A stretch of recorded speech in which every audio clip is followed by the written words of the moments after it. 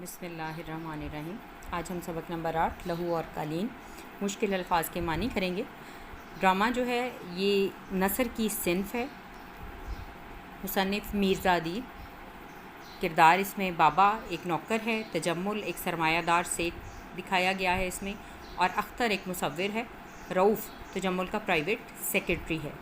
مشکل الفاظ جو اس کے اندر استعمال ہوئے ہیں: آراستہ سجایا ہوا، مجلد جلد کی ہوئی، شاہکار بہت بڑے کام کو، عظیم کام کو کہا جاتا ہے، کارنس دیوار کی نکلی ہوئی منڈیر، جیسے آتش دان وغیرہ کے اوپر تھوڑی سی چھجا سا بنا ہوتا ہے جس پہ تصویریں اور سجاوٹ کے لیے، آرائش کے لیے لوگ جو ہے وہ گلدان وغیرہ رکھ دیتے ہیں۔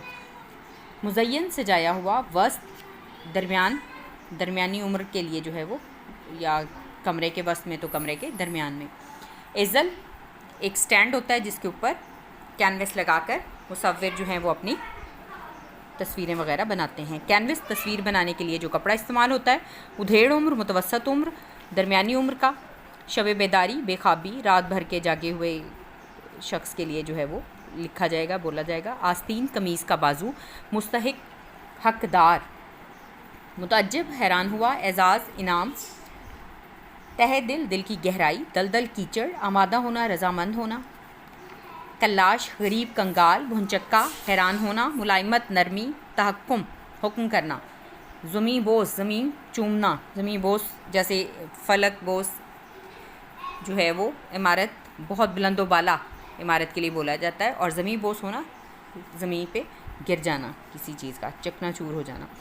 کشمکش الجھن، خلش چبھن، فریب دھوکہ، معمہ پوشیدہ بات، خستہ ٹوٹنے کے قریب، بدنما برا، غربت کدہ غریب خانہ، آویزاں کرنا لٹکانا، سہانے روح کو دکھ دینے والا، زینت سجاوٹ، فراموش بھلا دینے والا، اور خودکشی خود کو ختم کر دینا۔ یہ مشکل الفاظ اس سبق کے اندر مختلف جو ہیں وہ آئیں گے، وہ اسی لیے میں نے آپ کو پہلے ہی بتا دیے ہیں کہ ان الفاظ کے یہ معنی اور مطالب ہیں۔